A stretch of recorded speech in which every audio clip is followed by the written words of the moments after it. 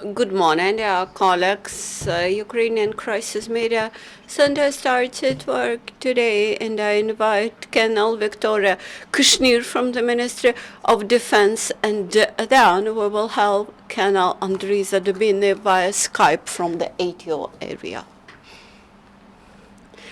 Good morning, dear journalists. Happy to see you. Our briefing during the last year, the Commission of the Ministry of Defense and of the Armed Forces of Ukraine on awarding the ATO status to the servicemen awarded this status to 411 servicemen and workers of the military forces who participated in the ATO. As of today, 108,465 servicemen were awarded this status. The ministry also continues to pay special monetary honoraria to Ukrainian servicemen participating in the ATO. As of today, 23.5 thousand defenders of the motherland received 106 million hryvnia. At the same time, 51 servicemen received almost 780,000 hryvnia for eliminated military machinery of the enemies, and 1,368 servicemen, around 4,300,000 hryvnia for carrying out combat operations in the ATO area, and some more 5 million hryvnia will be paid to more than 1.5 thousand servicemen for participation in the combat operations in ATO area. At the same time, not all the military units and not all the command adequately pays those honoraria. The Ministry of Defense continues its work on supplying most state-of-the-art equipment and military machinery to the armed forces. Thus, during the last week, 5 drones Furia were supplied to the armed forces, and it allows to mark surveillance at the distance of up to 30 kilometers. Also, it has also the electric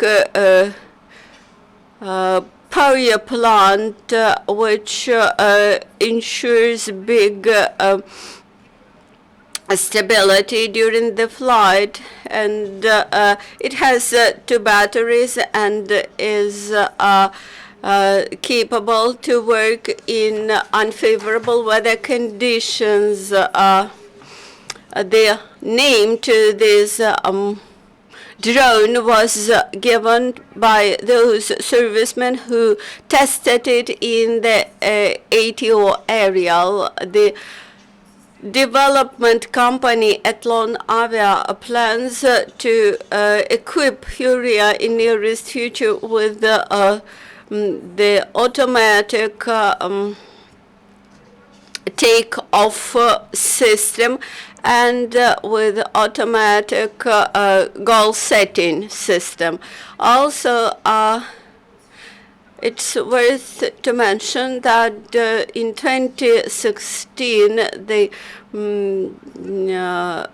for the purposes of military equipment development, some 7,105 million were allocated.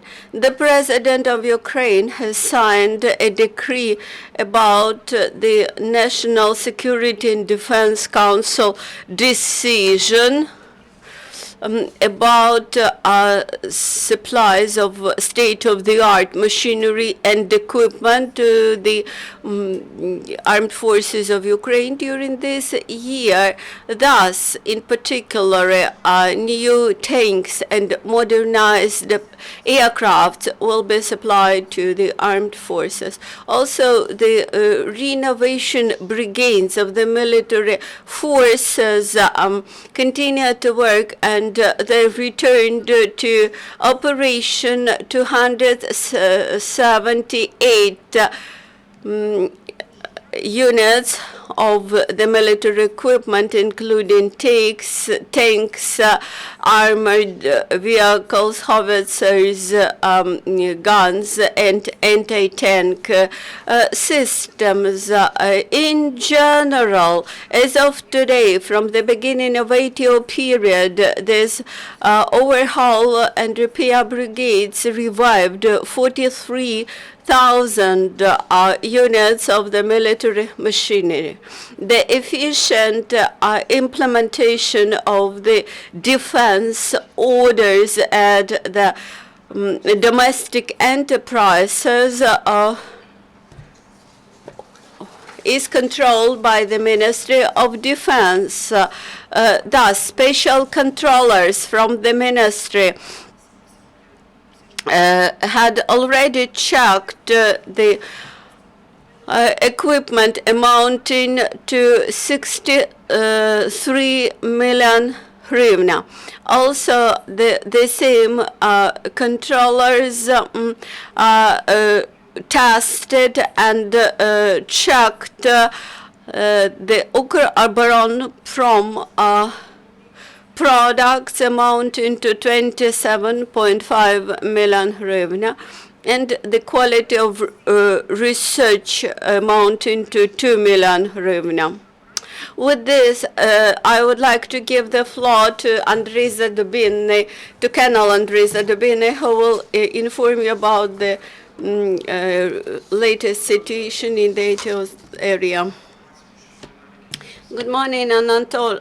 Good morning, Andrei. Please inform us about events during last 4 days. In the ATO area, the militants continued to shell positions of the Ukrainian armed forces. As of now, one could clearly see 3 directions of their efforts: Gorlivka, Zaitsevka, Alexandrivka, Marienka, Krasnogorivka, Komentarnova, Gnutova, Talakivka. At this direction, one can observe the active movement of prohibited weaponry like tanks and mortars up to 120 millimeters.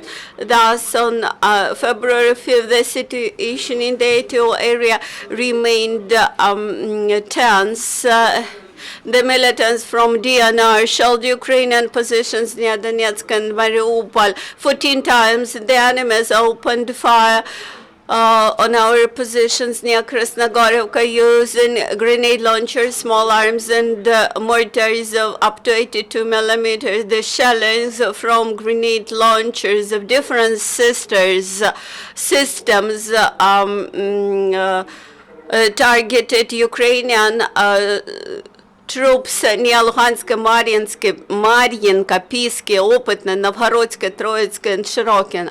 Besides that, in Opitne, they used anti-air installation, and in Novgorodsk, armored vehicles. Also, they used 82 and 120 millimeter mortars near Talakivka, Gnutova, Avdiivka, Zaitseva, Mayorsk, and Butyevka mine. On February 6th, the day began with shelling in Krasnogorivka with mortars up to 82 and 120 millimeters. Traditionally, tense situation was near Donetsk. The small arms and grenade launchers were used by militants to shell our checkpoints near Avdiivka, Marienka, Piske, Opitne, and Butyevka mine, not far from temporarily occupied Gorlivka, and big caliber machine guns. They shelled our positions near Troyevka, Novgorodska, and used armored vehicles.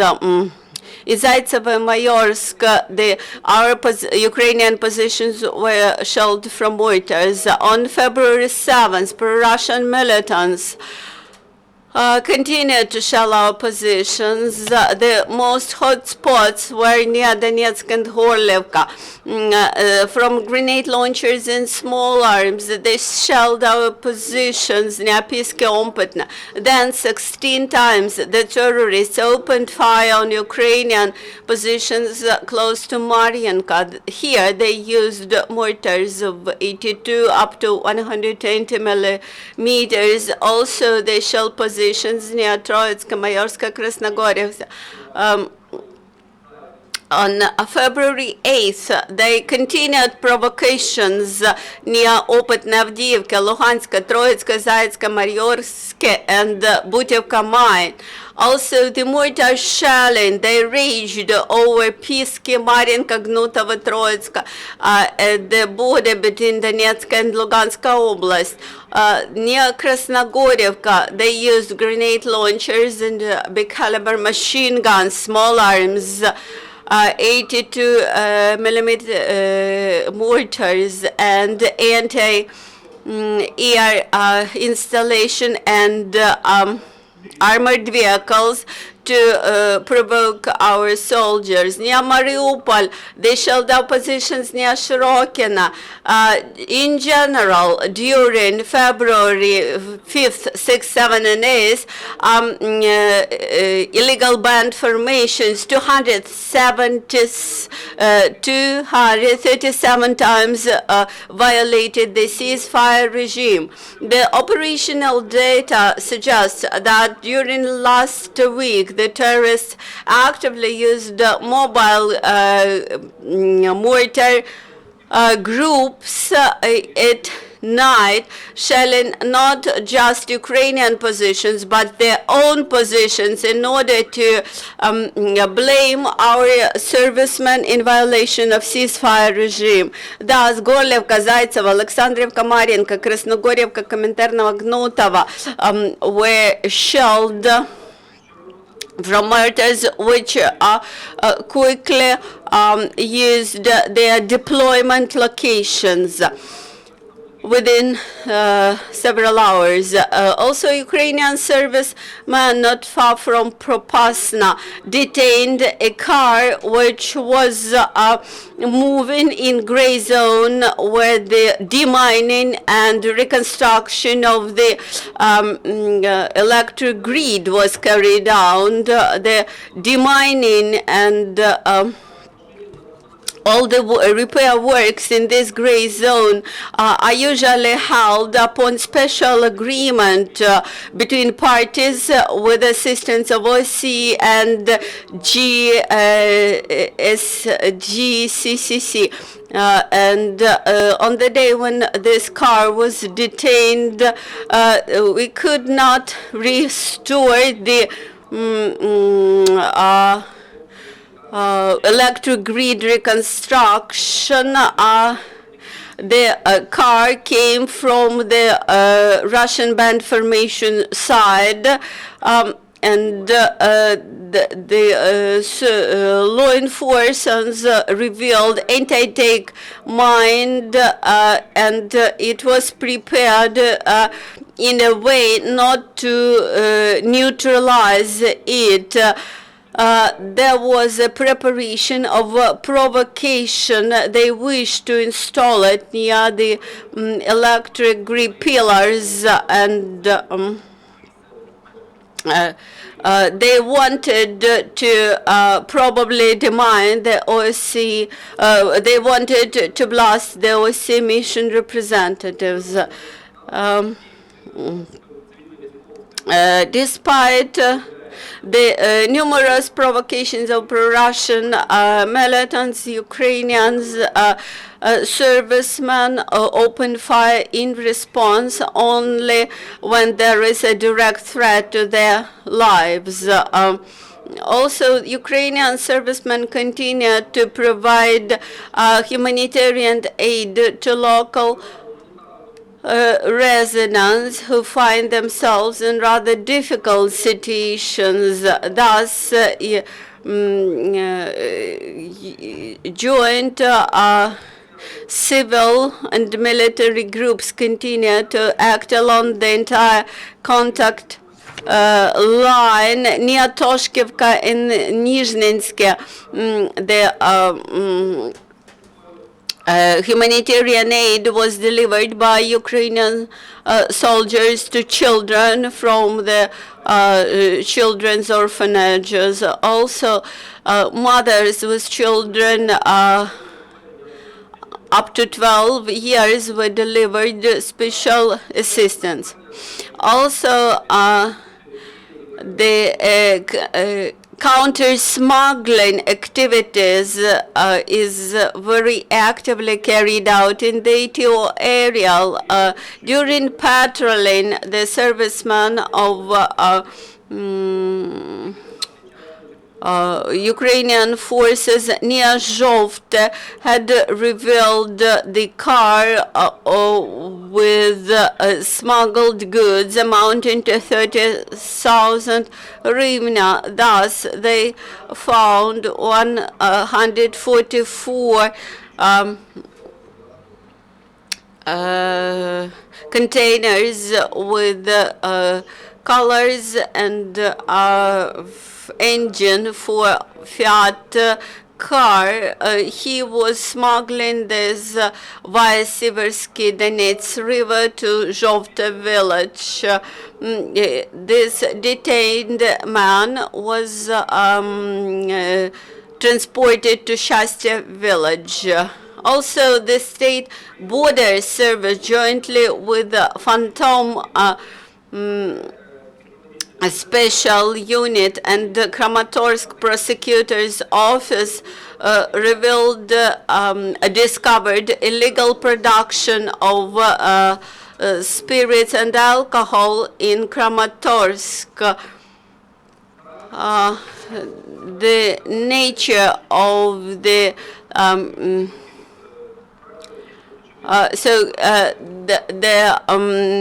enterprise was supposed to produce the chemical compounds and for